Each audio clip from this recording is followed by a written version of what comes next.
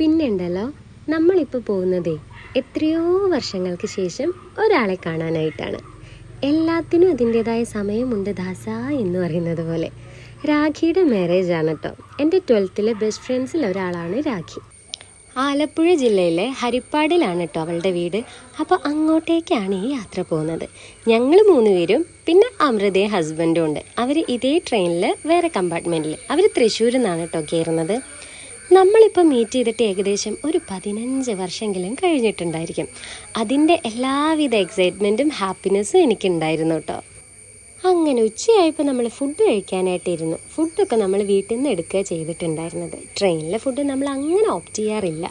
അങ്ങനെ ഫുഡൊക്കെ കഴിച്ചതിന് ശേഷം പിന്നെ ഏമിക്കുട്ടി കുറച്ച് റെസ്റ്റ് എടുക്കാൻ തുടങ്ങി. അങ്ങനെ കുറേ നേരം കാർട്ടൂൺസൊക്കെ കണ്ട് കുറച്ച് നേരം അവൾ ഇരുന്നായിരുന്നു. അതിനുശേഷം പിന്നെ നമ്മൾ രണ്ടുപേരും ഒന്ന് ഉറങ്ങിയായിരുന്നു കേട്ടോ. കുറച്ചധികം പോകാനുണ്ടല്ലോ.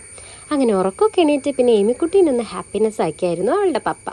അങ്ങനെ നമ്മൾ ഒരു 6:30 ആകുമ്പോൾ ഹരിപ്പാട് ഇറങ്ങി അമൃതേനെയും ഹസ്ബൻഡിനെയും മീറ്റ് ചെയ്തു. ഞാൻ രാഖീനെ ഇപ്പം കണ്ടിട്ട് ഒരു 15 വർഷമെങ്കിലും കഴിഞ്ഞിട്ടുണ്ടായിരിക്കും കേട്ടോ. ഇടയ്ക്ക് അമൃത ഒരു തവണ മീറ്റ് ചെയ്തായിരുന്നു എന്ന് പറഞ്ഞു. അങ്ങനെ റെയിൽവേ സ്റ്റേഷൻ്റെ അടുത്ത് മിനർവ സ്യൂട്ട്സിലാണ് നമുക്ക് റൂംസൊക്കെ ബുക്ക് ചെയ്തിട്ടുണ്ടായിരുന്നത്. നമുക്ക് റൂംസും മറ്റ് സെറ്റപ്പുകളും എല്ലാം അവർ ഒരുക്കി വെച്ചിട്ടുണ്ടായിരുന്നു കേട്ടോ. അങ്ങനെ ചെക്കിങ്ങിൻ്റെ പ്രൊസീജിയറൊക്കെ കഴിഞ്ഞതിന് ശേഷം നമ്മളിതേ റൂമിലെത്തി. ഇനി ഫ്രഷായി ഡ്രസ്സപ്പ് ചെയ്തിട്ട് വേണം കല്യാണപ്പെണ്ണിനെ കാണാൻ പോകാനായിട്ട്. അതിൻ്റെ എക്സൈറ്റ്മെൻറ്റിലാണ് കേട്ടോ നമ്മൾ. അങ്ങനെ ഫ്രഷായി ഡ്രസ്സപ്പൊക്കെ ചെയ്ത് നമ്മൾ ഇറങ്ങിയായിരുന്നു. നമുക്ക് വേണ്ടി അവർ ടാക്സി വരെ അയച്ചിട്ടുണ്ടായിരുന്നു കേട്ടോ. അത്രയധികം കെയർ ആയിരുന്നു അവർക്ക്. അങ്ങനെ നമ്മൾ കല്യാണ പെണ്ണിനെ മീറ്റ് ചെയ്തു. ആ മൊമെൻറ്റ് നമുക്ക് ക്യാച്ച് ചെയ്യാൻ പറ്റിയില്ല കേട്ടോ. ഉണ്ണിയേട്ടന് ചെറിയൊരു മടി. അങ്ങനെ കുറേ നേരം നമ്മൾ അവിടെ നിന്നായിരുന്നു. അതിനുശേഷം നമ്മൾ 3 പേരും മാത്രം കൂടി കുറച്ച് ഫോട്ടോസും വീഡിയോസും ഒക്കെ എടുത്തു വെച്ചായിരുന്നു. ഈ ഒരു മൊമെൻറ്റിൽ സന്തോഷമാണോ സങ്കടമാണോ ഏതാ ഇമോഷൻ എന്ന് പറഞ്ഞറിയിക്കാൻ വയ്യായിരുന്നു കേട്ടോ. എന്തായാലും ഭയങ്കര ഹാപ്പി ആയിരുന്നു. മോളുടെ ഹെൽത്ത് ഇഷ്യൂ കാരണം പോകാൻ കഴിയുമെന്ന് ഞാൻ ഒരിക്കലും വിചാരിച്ചിട്ടുണ്ടായിരുന്നില്ല. അവളേക്കാൾ കൂടുതൽ അവളുടെ ഫാമിലി ആയിരുന്നു കേട്ടോ നമ്മളെ കണ്ടപ്പോൾ ഹാപ്പി ആയത്. കാരണം ഇത്ര ലോങ്ങിന്ന് നമ്മൾ ചെല്ലുമെന്ന് അവരൊരിക്കലും എക്സ്പെക്റ്റ് ചെയ്തിട്ടുണ്ടായിരുന്നില്ല.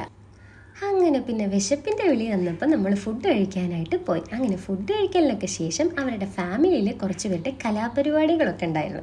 അങ്ങനെ അതും കേട്ട് കുറച്ച് നേരം ഇരുന്നു. അവിടുന്ന് പോകാനേ തോന്നുന്നുണ്ടായിരുന്നില്ല കേട്ടോ നമുക്ക്.